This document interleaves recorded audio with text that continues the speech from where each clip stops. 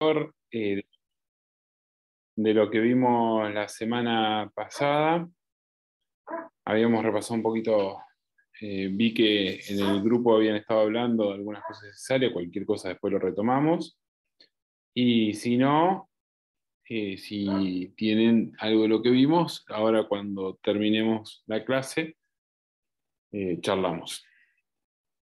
La idea es, bueno, hablar sobre pacientes gerontes y los procedimientos anestésicos, o los principios que hay que tener a la hora de abordar un paciente geronte.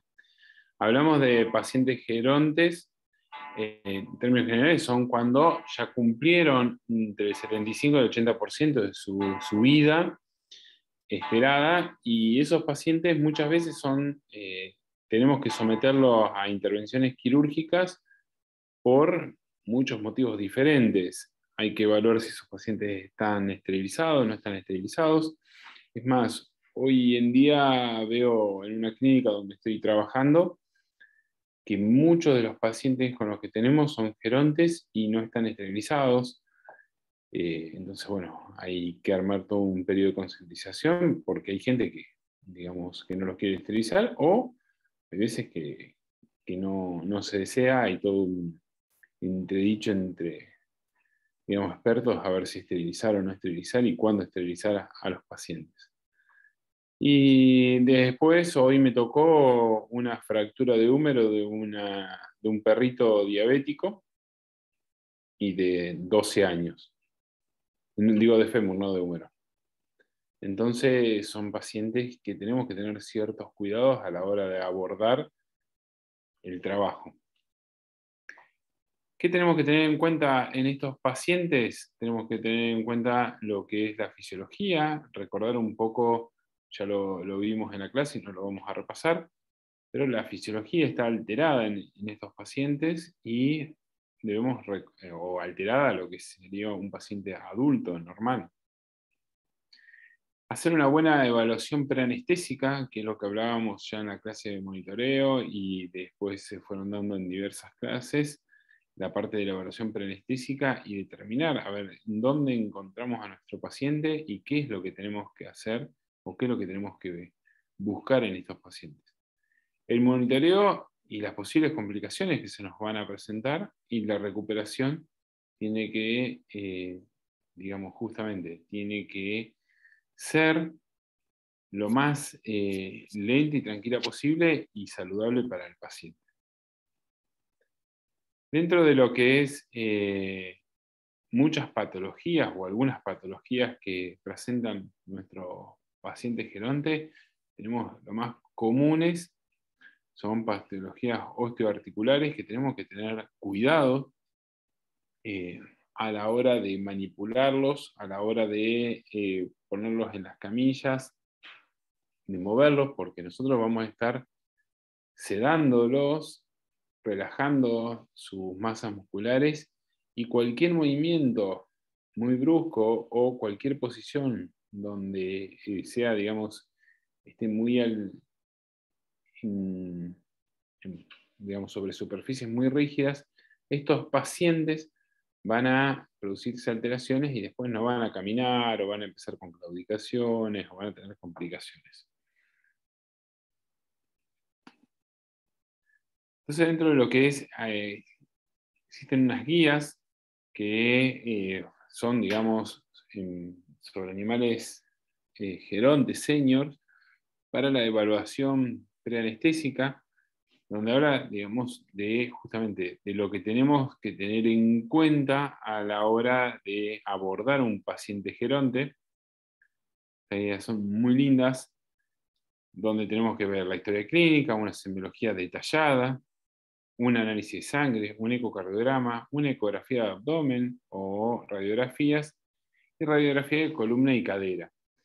Este paciente que vemos acá, este Weimaraner, es es este acá, Otto, que vemos la lesión que tiene, y aparte vemos su columna, cómo está, digamos, se observa. Y si este paciente lo ponemos en el decúbito dorsal y le estiramos los miembros posteriores para atarlo, para que quede perfecto dentro de lo que es la camilla y que el cirujano pueda trabajar cómodamente, este paciente seguramente después va a terminar con problemas para caminar y deambular. Entonces esas cosas en el trabajo en equipo tenemos que tenerlo en cuenta y hablar con el cirujano de que no siempre es necesario trabajar a la perfección de la posición del paciente, sino adaptarse al paciente. Recordemos que nosotros lo que tenemos que lograr es que el mismo se vaya igual a como ingresó o mejor o más sano, no con algún daño. La terapia con fluidos, ¿de qué va a depender? De las horas de ayuno que tuvo nuestro paciente, del el fluido que vamos a utilizar, el volumen que vamos a utilizar y hasta cuándo estará con fluido. Va a depender justamente, todo esto nos va a depender de la anamnesis que realicemos en la consulta cuando llegue antes de ingresar el paciente a cirugía, antes de premedicar a mi paciente. Siempre prefiero en estos pacientes la utilización de medicaciones. Yo generalmente no utilizo medicaciones intramusculares, sino directamente voy a todo endovenoso y al hacerlo endovenoso me permite titular mejor y entonces al titular mejor las drogas voy a tener la probabilidad de menos complicaciones. En 2020 salieron unas guías de monitoreo en perros y en gatos y justamente en las medicaciones crónicas, y lo traigo acá a colación, ya que estos pacientes generalmente crónicos van a tener, estos pacientes gerontes van a tener medicaciones crónicas, y nombra las medicaciones que debe continuar nuestro paciente, las que debe discontinuar el día de la anestesia, son todo lo que son los antihipertensivos, ya que la mayoría de las drogas que vamos a utilizar nosotros son vasodilatadores. Esas drogas vasodilatadoras van a, si el paciente estaba consumiéndolas, van a vasodilatar más y vamos a tener algunas complicaciones. Y los anticoagulantes. Y las que dependen un poquito más digamos, de indicaciones de cómo está el mismo, es el caso de la insulina, que habría que evaluar en cuanto a las horas de ayuno. El paciente de hoy le habían colocado la insulina a las 6 de la mañana, la cirugía fue a las 4 de la tarde. Igual cuando ingresó a cirugía tenía 400 de glucemia. Entonces tenemos que tener un monitoreo del mismo. Las condiciones importantes, digamos, según el sistema corporal, bueno, tenemos dentro de lo que son las patologías, vamos a tener varias, dependiendo el sistema, pero tenemos que tenerlas en cuenta, vuelvo a repetir, porque si no vamos a cometer errores, en realidad no sé si cometer errores sería la palabra, sino vamos a complicar los procedimientos y muchas veces va a tardar su recuperación. Este trabajito muy lindo, donde habla, y que yo esto lo veo muy a menudo en la clínica, o cuando me llaman para algún procedimiento, dice, no, es algo corto, es una castración de macho, es sacar un nódulo, es hacer una limpieza dental, es sacar, digamos, algún, sí, tumor de piel, y los profesionales me dice, vamos a hacerle una sedación, o cuando hablan con los tutores, vamos a hacer una sedación, no hace falta realizar una anestesia general. Y justamente lo que les marco es que la anestesia, muchas veces la anestesia general, hace que el procedimiento sea más seguro, porque justamente teniendo en cuenta esto, ya que podemos abordar y tener un mejor manejo de la vía aérea. El paciente lo manejamos en el plano que necesitamos nosotros. No quiere decir que si es una anestesia general va a tener un plano mucho más profundo. Sabemos que los planos los podemos manejar. Y ahí estaría a lo mejor digamos, el movimiento entre lo que es una sedación profunda, dependiendo de las drogas que utilizamos, y una anestesia general. Básicamente, a veces para hacer una sedación profunda, las drogas que tenemos disponibles, por lo menos en Argentina, es algún alfa-2 combinado con butorfanol, o alguno, digamos, principalmente, y ayudadas con algún bloqueo, porque sabemos que nos va a faltar analgesia en ese procedimiento. Y son esos pacientes que tardan bastante más en recuperarse. Entonces tenemos que tener en cuenta todas estas cosas porque vamos a cometer quizás errores en el manejo, y después, más que nada, los tutores nos van a marcar que el paciente tarda mucho en despertarse, que el paciente está como atontado mucho tiempo, que le cuesta pararse, y muchas veces por la sedación, no por del procedimiento, no por la anestesia o por el procedimiento en sí.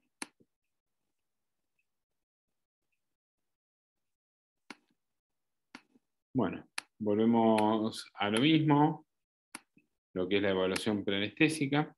Este es un caso clínico de un perrito que llegó a la facultad, donde se le hizo el chequeo sanguíneo. Estaba un poquito anémico, la hemoglobina estaba casi normal, la albúmina estaba dentro de los valores normales, se le hicieron las radiografías, tenía enfermedad osteoarticular.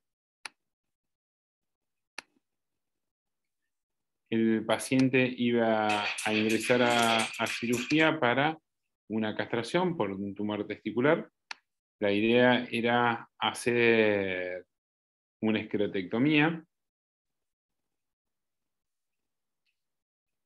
Se eligieron las drogas para premedicación, el cardiológico estaba normal, dexmedetomidina 1 microgramo kilo, midazolam 0,3 miligramos kilo, ketamina 3 miligramos kilos, la inducción con propofol, y lo importante, quisimos acolchar bien la camilla, justamente para evitar que la columna se posicione sobre algo muy rígido, como son las camillas de acero.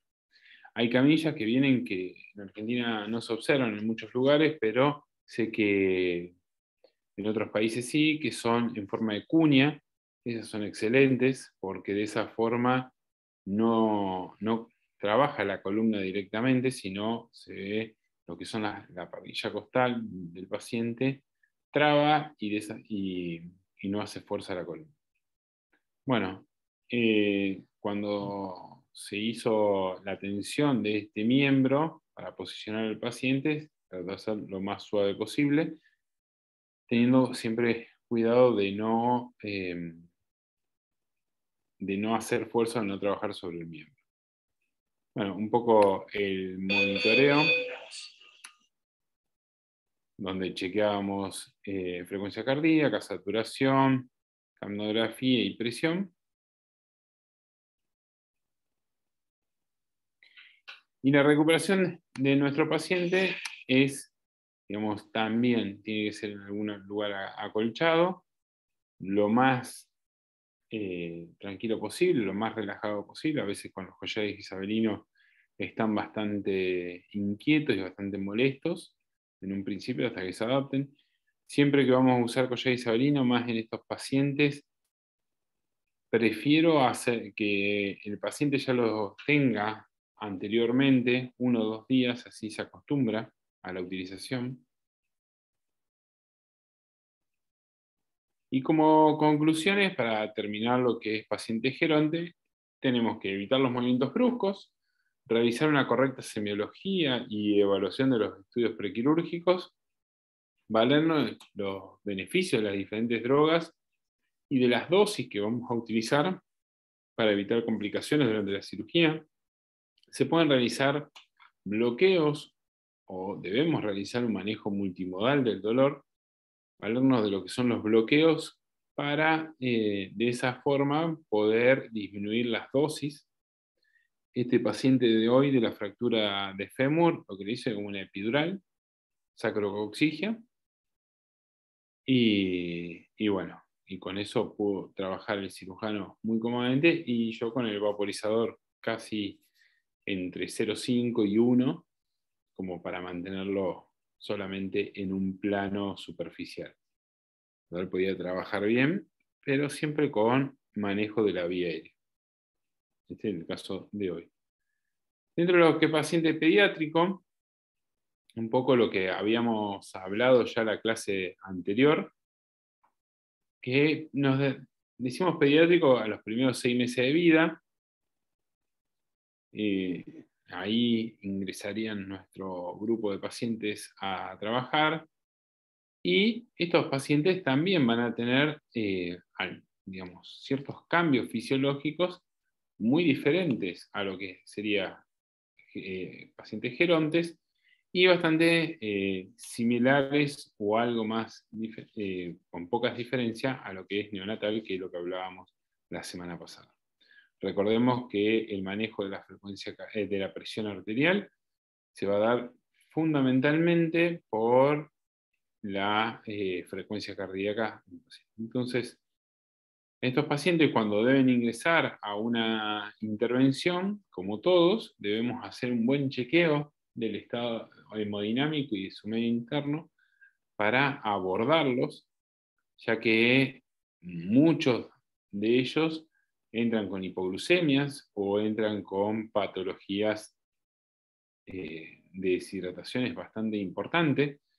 Este paciente de acá se había traído un cuerpo extraño y hubo que iba a intentar sacarlo por endoscopía.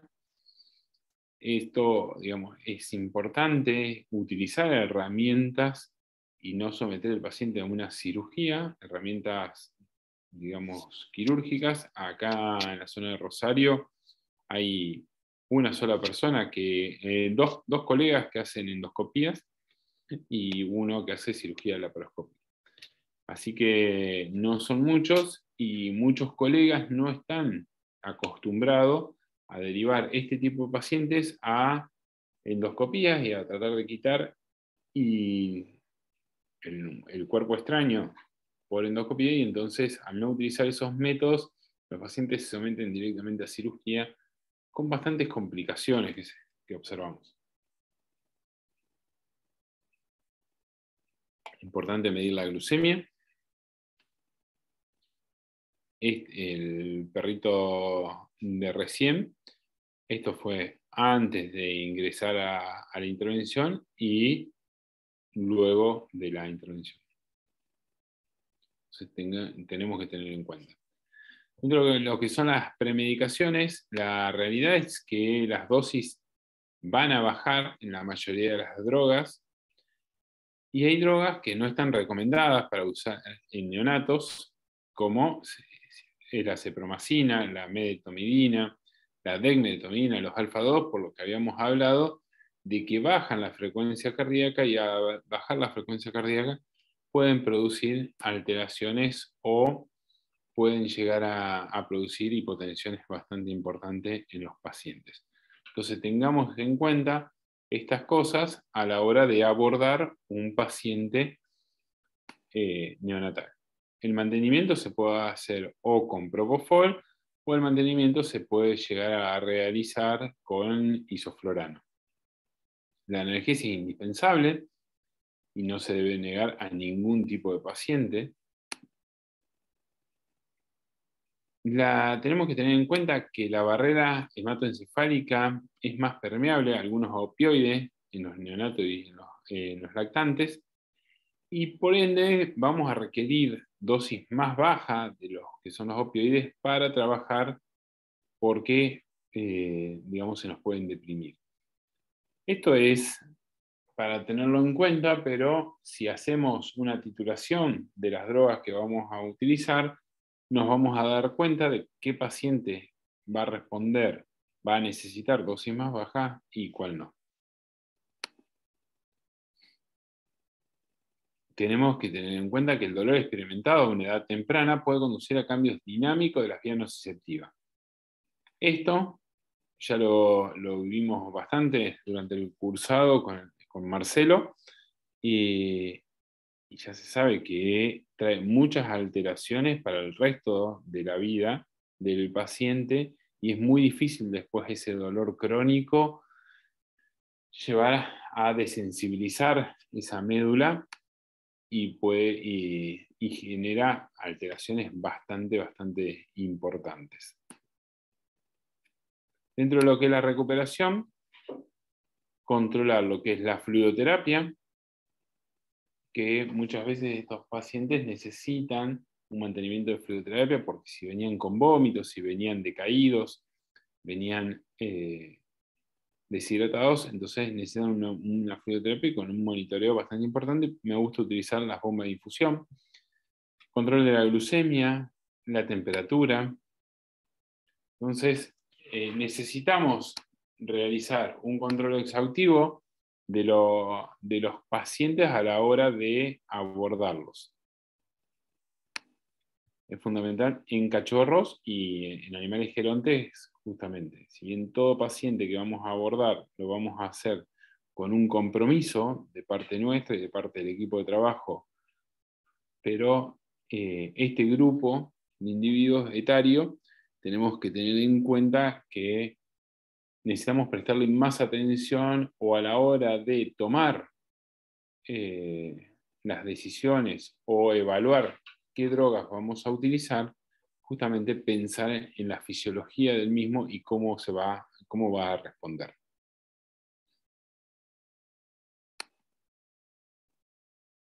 Bueno, nada más.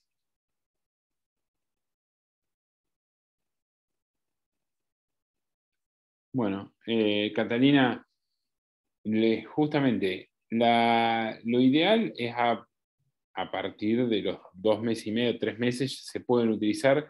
Siempre yo en esos casos, si lo que utilizo es, cuando utilizo un AINES, lo utilizo en unas dosis mucho más bajas. Utilizo 0,05 miligramos kilo, o en algunos pacientes, hablando de meloxicam, en algunos pacientes uso 0,025 miligramos kilo, y voy evaluando, combino con alguna otra droga para justamente, y voy evaluando el dolor. Y si puedo llegar a ir sacando sangre y tomando muestra de orina, sería genial.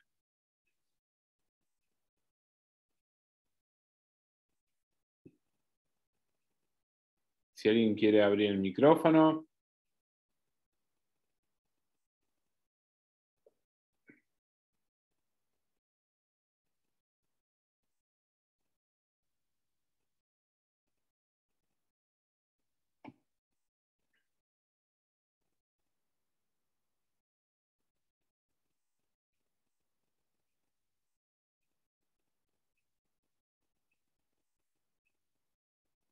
¿Alguna consulta, chicos?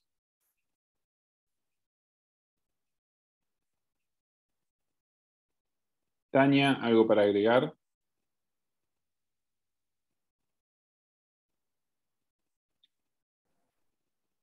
Hola, hola. ¿Cómo va? Bien, Ariel, ¿cómo estás? Bien, bien. ¿Todo bien? Todo lindo. Otro problema que tener en cuenta con los pacientes pediátricos, tú mencionaste eh, la glicemia, ¿no es cierto? Acuérdense que debido a esa deficiencia de respuesta simpática, por eso ellos no vasoconstrigen, mantener la presión arterial para ellos es más difícil porque no tienen los mecanismos del sistema nervioso simpático maduros. Entonces, por eso es tan difícil para ellos, no solo la presión arterial, sino corregir temperatura, ¿no es cierto? Entonces, por Exactamente. ello es tan importante mantener la temperatura en estos pacientes. Yo, por lo general, cuando tengo pacientes pediátricos, los premedico con anticolinérgicos, solamente para evitar problemas con bradicardias y todo ese tipo de cosas que nos van a traer complicaciones. Otra cosa, siempre tú mencionaste mucho lo de la fisiología, pero también la anatomía. Porque algunos de estos pacientes, o por lo menos a nosotros, nos llegan pacientes con cosas como ductos arteriosos persistentes, por Ah, ejemplo, que son cosas que son complicadas porque es una anatomía completamente diferente. Entonces, siempre tengan en cuenta, hay que tener en cuenta ese tipo de patologías, esa tetralogía de Fallot, la estenosis de la pulmonar, ¿no es cierto? Todo ese tipo de cosas porque son malformaciones anatómicas que pueden traer complicaciones bajo anestesia. exactamente. La verdad que, bueno, yo las estenosis sí, tetralogía de Fallot nunca tuve que anestesiar ningún paciente, con ductus sí, y generalmente lo que tratamos, a menos que el paciente esté muy inestable, tratamos de abordarlo cuando es un poco más, digamos, un tamaño un poquito mayor, pero no hemos tenido grandes problemas hemodinámicos, gracias a Dios, en los abordajes, pero son pacientes que tenés, que es como vos decís, tenemos que tener un monitoreo bastante exhaustivo de lo que es presión arterial y un monitoreo hemodinámico, porque se pueden llegar a descompensar bastante feo, digamos, durante la intervención. Rápidamente. Y otra cosa que es importante también es el tamaño, ¿no? Entonces, entre Claro. más pequeño el paciente, más difícil es manejar una vía aérea, más difícil es un acceso intravenoso, más difícil son todo ese tipo de cosas. Entonces, ahí es donde nos toca volvernos creativos, ¿no? El uso del acceso intraóseo, por ejemplo, para pacientes de tamaño muy pequeño, y ese tipo de cosas, y tener tubos de 2,5 hasta, ¿sí me hago Mm, entender? Que eso se consiguen mucho para exóticos. Entonces, por ejemplo, ese tipo de cosas si vamos a manejar pacientes pediátricos, ¿no? totalmente. Hola Doc, buenas noches, soy Ivette. Buenas Hola, noches. bebé. Docs, tengo una pregunta. Mire, tengo bastante recurrencia de pacientes con parvovirus y se me hace muy difícil manejar la analgesia. Algunos sobreviven, otros fallecen. Trato de hacer una analgesia multimodal, pero no sé, ahora si quisiera que me guíen, por favor, con qué nomás utilizan ustedes en su experiencia en cuanto a analgesia, porque, o sea, lloran, sufren, se quejan, más del vómito, más la diarrea, un poco de hipotermia, entonces realmente me desespera un poco porque veo la hoja y digo, pues ya le puse todo, ¿qué más le pongo? ¿Qué más le hago? A mí, permiso, Tania, lo Dale, que dale. me resulta muy bien es, como primera instancia, utilizo, bueno, dipirona, un goteo, si lo tengo internado, un goteo de fentanylidoqueta. Digamos, con eso muchos pacientes responden muy bien. Y si es ese paciente ambulatorio, gastroentérico, o a veces tiene una internación, digamos, ambulatoria, lo que utilizo es la bupivacaína intraabdominal. Me resulta muy, muy bueno, muy bien. Es más, los cachorros que vienen con un cuadro gastroentérico inespecífico, ya el primer día y noto mucho dolor, le hago la bupivacaína intraabdominal ¿cómo es? Y la dipirona. Y como opioide, por lo menos en Argentina, lo único que tenemos, si tenemos que usar algo y no tenemos internado, lo único que podemos acceder al tramadol. Otra cosa no tenemos, sabiendo las limitaciones del tramadol en caninos. Entonces no tenemos buprenorfina, no tenemos ningún otro analgésico opioide. El butorfanol sabemos que en canino no es para nada analgésico, y así que, bueno, es lo que tenemos disponible en Argentina. Y si está internado, prefiero un goteo de fentanylidoqueta. No sé, Tania. No, tal cual como tú lo dices. Eso es. La buprenorfina sirve o la buprenorfina es útil, pero por la duración, ¿no es cierto? Y el Ujú. hecho de que tú la puedes aplicar por múltiples vías. Entonces eso la hace eh, que sea una de las opciones que se utiliza. Pero lo que tú dices, fentanilo, la lidocaína, la bupivacaína intraabdominal, todo ese tipo de cosas, prokinéticos para la náusea, maropitant. Justo Sí. mañana me entregan el pedido de buprenorfina, Doc, entonces podría implementarle. El paciente está hospitalizado ya como 4 días. Sí. Y no sé, me desespera porque ya, como digo, veo todo, digo, ya hice todo, le puse todo, hasta amor, pero no sale, entonces ya estoy desesperada. Esa enfermedad es bastante consultiva, es bien complicada. Totalmente. Ahí, ahora Catalina ya, ahí voy a responder un par de cositas que salieron en el chat. Viviana pregunta, ¿en hembras gestantes cuando sufren algún trauma, qué analgesia se puede recomendar? Depende de la edad de gestación, pero se puede recomendar si yo recomendaría cualquier analgésico, no tendría complicaciones. Los AINES a veces son un poquito más ahí que se pueden utilizar o no, dependiendo de la bibliografía que consultemos, pero depende del trauma también y depende de la edad mucho de gestación. Los opioides no pasarían dando, pues si están, digamos, dentro de los fetos dentro de la madre, no pasa nada. Ahora, si en el momento de la cesárea, lo que hablábamos la semana pasada, que Tania explicaba, y justamente el domingo tuve una cesárea y me acordaba de vos, Tania, que me decías de utilizar la naloxona, pero no la utilicé. Hice el remifentanil, el protocolo estamos y está. Pero bueno, salieron bien los cachorros. Joana habla del Soletil. Sería prudente usarlo en pacientes pediátricos. Buenas noches a todos. La realidad es que en Argentina entró muy poco tiempo el Soletil. Yo los 2 frascos que pude, en realidad algunos colegas, como sé que Marcelo, el Colo, los consiguen todavía, que lo traen de afuera. Y yo mucha experiencia no tengo con el Soletil. Sé que anda muy bien y lo poco que lo he utilizado en gatos obstruidos nada más. Pero bueno, no sé, Tania. Yo no lo uso y la razón por la cual no lo uso es porque no me gustan las recuperaciones. Las recuperaciones son demasiado prolongadas. Claro. Entonces, si vas a usar Soletil, utiliza ketamina, diazepam, que es lo mismo. Y dura menos la recuperación. Entonces, esa es una de las cosas que no me gusta del Soletil. Bien. Peter habla, buenas noches, el tratamiento del dolor agudo, moderado, severo, postquirúrgico, como en cirugías traumatológicas, debe ser necesario tratarlo con infusiones en la veterinaria o podríamos manejarlo de manera ambulatoria en cachorros y ancianos. El tema es el siguiente. Si justamente hablaba en algunas cosas, Tania, y hablábamos el otro día, que ellos utilizan morfina libre de excipientes en las epidurales.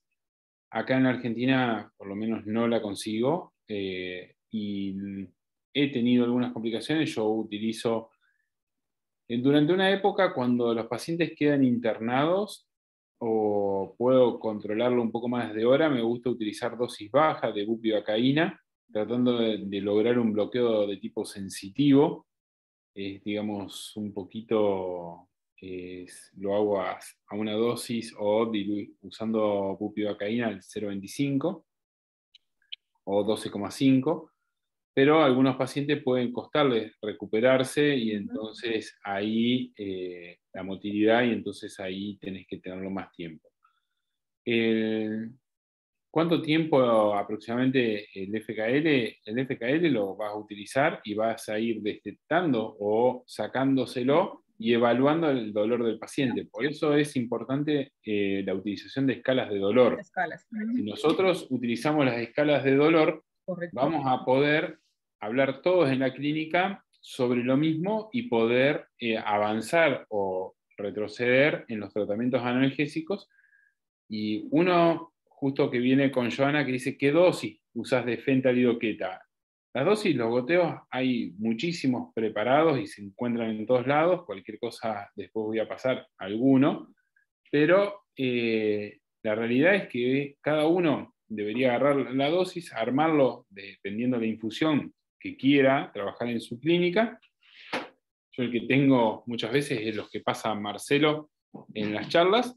Y después uno lo adapta y tiene que tener en cuenta de tener la plasticidad de bajar o subir la dosis dependiendo el dolor del paciente. Si nosotros por cuestiones legales y de adicción y de abuso no podemos mandar nada para la casa.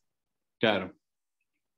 todas las infusiones constantes hay que hacerlas en el hospital. ¿Por qué motivo? Motivo de que se dañe la bomba de infusión o que el catéter se disloche, que se salga o que se desconecte la vía o que haya algún efecto tóxico que el propietario no va a reconocer y no sabe cómo manejar. Sí, sí. Entonces, No, tengan sí. mucho cuidado con las infusiones constantes, nada de eso se debe mandar para la casa, eso debe ser controlado por nosotros.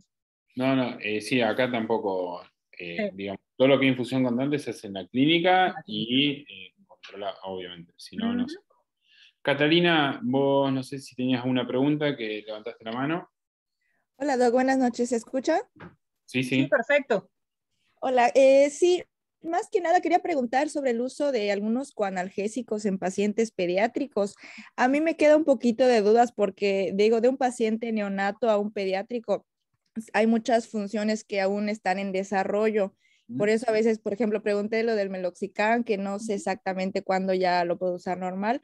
Y bueno, en el uso de los coanalgésicos, por ejemplo, el uso de CBD o de gabapentina en pacientes pediátricos, ¿está indicado? ¿Le serviría? ¿No le serviría? ¿O qué opinión me pudiesen dar? Por favor.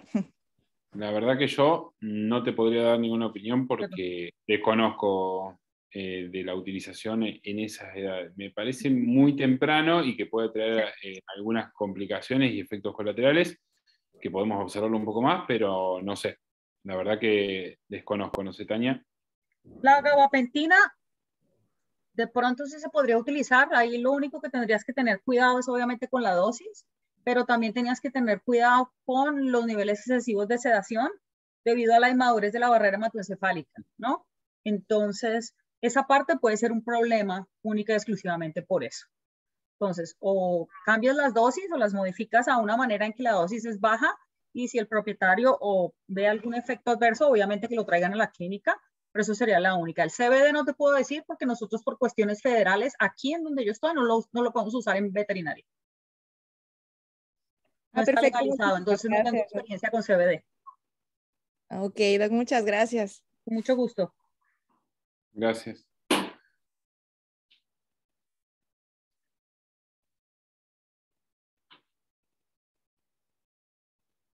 No sé si hay alguna otra pregunta.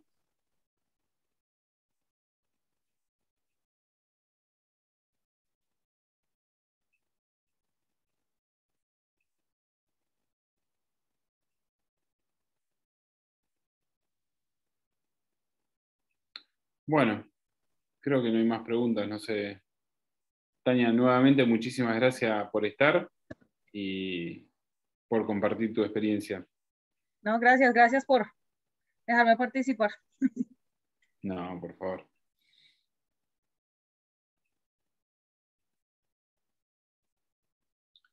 Bueno, creo, no sé si queda alguna otra consulta, si no, muchísimas gracias a todos.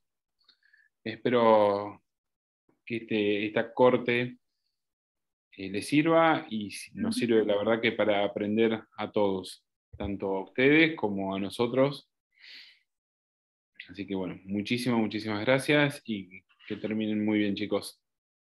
Un abrazo grande y nos veremos. Muchas gracias, doctor, por la participación. Les recuerdo a todos los asistentes que a partir de mañana podrán encontrar la grabación de la clase en el campus virtual. Ante cualquier consulta pueden escribirme por medio del foro general del curso. Muchas gracias y buenas noches.